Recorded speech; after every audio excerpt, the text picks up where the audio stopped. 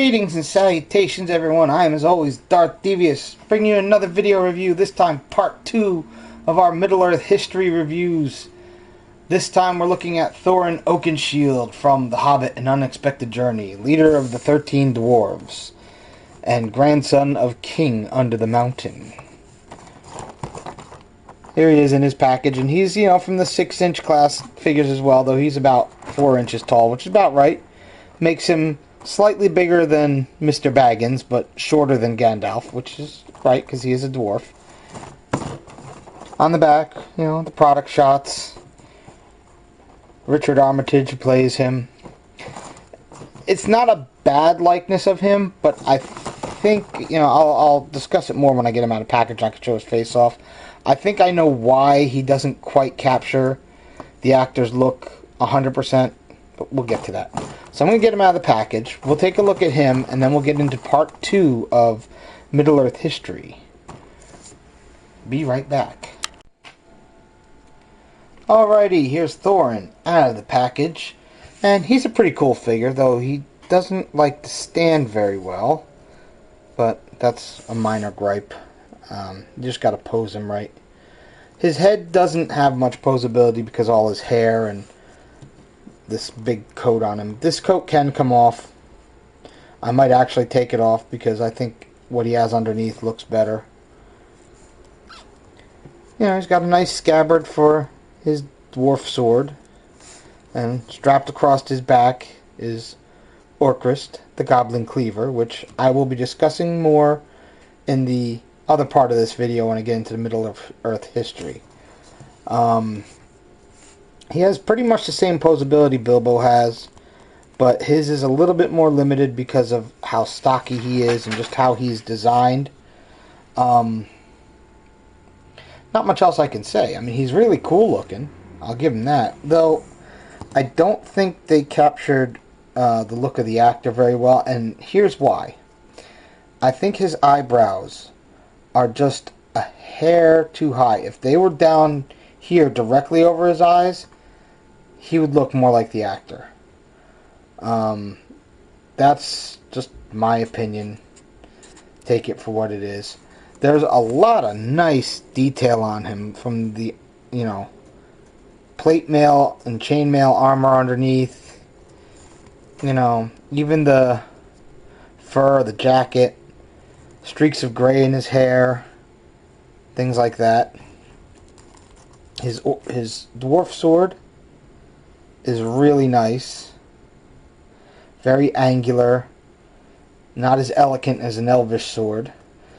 It's very indicative of dwarves. And if we take Orcrist out of the scabbard, you can see here, nicely done, some elegant lines that most of the dwarf swords have. You see? And that's just really cool. And it's got a nice scabbard that it can go into.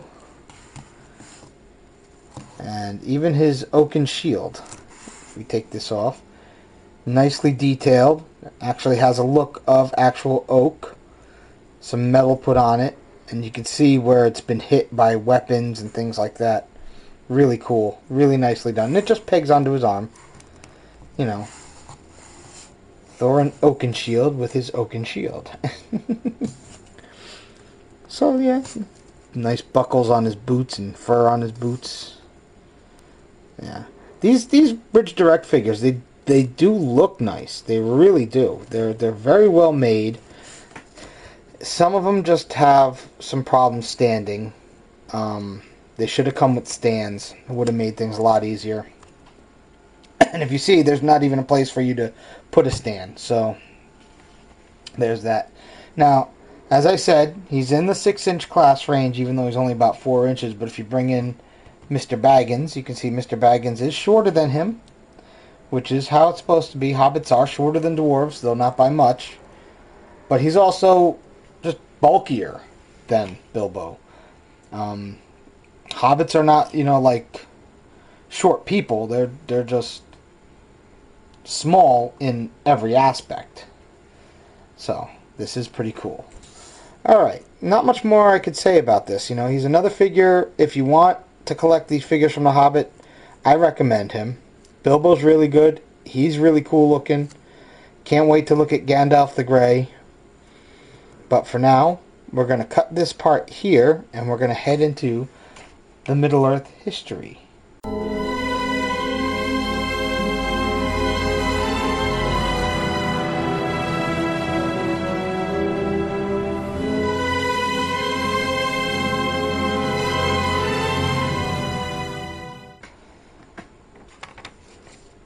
Okay, Middle-earth history. This time we are discussing the First Age of Middle-earth, which ultimately ended up being the longest age. Depending on where you look, it could have lasted anywhere up to 65,000 years.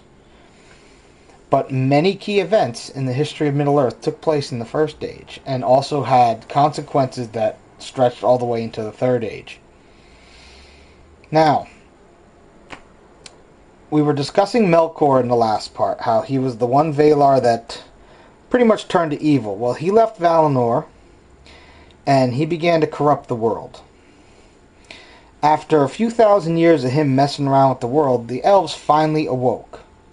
Shortly thereafter, Melkor begins capturing them. He also captures some of the other sentient creatures that were allowed to come to life, like Ents, the giant eagles, things like that. But mainly the elves, because they were the first of the children of Ilúvatar. He started to twist them and really mess them up. And eventually this led to the race of orcs. So that's kind of where they came from. Since he couldn't create life himself, he perverted life that already existed into evil creatures that he could use. Shortly after all this, Melkor was captured by the other Valar, and his first fortress, Autumno, is destroyed completely. He is then imprisoned in Valinor for a few hundred years. The elves are then invited to live on an island just off the shores of Valinor. When Melkor is finally released, he decided to really start messing with the elves' minds, and he caused a lot of infighting amongst the different forms of elves. And some left the areas by Valinor and headed east towards what is known as Beleriand. Now that is pretty much all of Middle-earth from the west side of the Blue Mountains all the way to the shore. Now if you look at a map of Middle-earth, you don't see this. You just see the Blue Mountains and then you see the shore. It's not that little strip of land, trust me. Beleriand was huge. It was also about this time that the dwarves were allowed to awaken. You know, his kind. In fact, his ancestor, who he is directly descended from. They started 3 kingdoms in Beleriand. First 2, I can't remember their names off the top of my head, and I didn't write them down.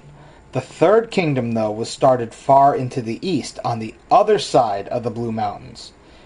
A place most of you who've seen The Lord of the Rings would know quite well, and that is the kingdom of Khazad-dûm, also known as Moria. And that was started by Durin the Deathless, the first of the line of Durin. And Thorin is also from that line. So as you see, it's a long time in the past, but Moria had been there almost from the beginning. So when Melkor is released, this is at the point where he decides he's going to destroy the 2 trees in Valinor. And him and Ungoliant go, they destroy the trees, and then he makes his way into Beleriand and finds the elves that had made the Silmarils, kills the elf that made them, steals them, and he returns to his section of Beleriand known as Angband, which was in the north. Sometime after this, the sun rises for the first time. This signals the awakening of men. And the men of Beleriand are known as the Edain. So as time goes by, Melkor and his followers keep messing with the elves, keep messing with the Edain, back and forth. He keeps making more and more twisted creatures, and he eventually makes dragons. And the first of the dragons is Glaurung, who could not fly but could breathe fire. Glaurung is eventually slaughtered, but not before causing a lot of havoc. As the centuries go by, the elves decide they need a place to be safe, and it's here that the city of Gondolin is created. Now, Gondolin was a fantastic city. It was hidden. You had to know how to get there to find it. You could not just stumble across it. It would never happen. And it's in Gondolin that blades such as Orcrist here, and Glamdring, and even Little Sting were created. Now the reason why blades from Gondolin glowed blue when orcs and stuff like that are near, early warning, so they could know if one of Melkor's agents were getting closer to finding them. So that's why these came about like that. And I wish in the Lord of the Rings movies and in the Hobbit movies that more than just Sting glowed blue, because Orcrist and Glamdring are supposed to as well. And it was during these early wars that were fought between the elves and the goblins and the orcs and everything else that Orcrist and Glamdring got their names. Orcrist being the goblin cleaver, and Glamdring, the sword that Gandalf has, being the foe hammer. So the orcs came up with a different name for those two swords, because they were the ones that caused the most damages. They were held by the High King and his second in command. His second in command used Orcrist, the High King used Glamdring. They were called Beater and Biter by the orcs, because that's how much they feared just these blades. So eventually Melkor captures an elf and tortures him to the point of madness. The elf is rescued, but when he returns to Gondolin, he again leaves, and he purposely betrays the location of Gondolin to Melkor's forces. What follows is what is called the Battle of Unnumbered Tears. And Gondolin itself is destroyed, and most of the elves and Edain are killed. That's why they call it Unnumbered Tears. The exact death toll was not known. Melkor then forces his way all throughout Beleriand, taking over things, all with the help of his own chief Maiar, Myron. Spelled M-A-R-O-N, if you're wondering why I said Myron, but that's his name.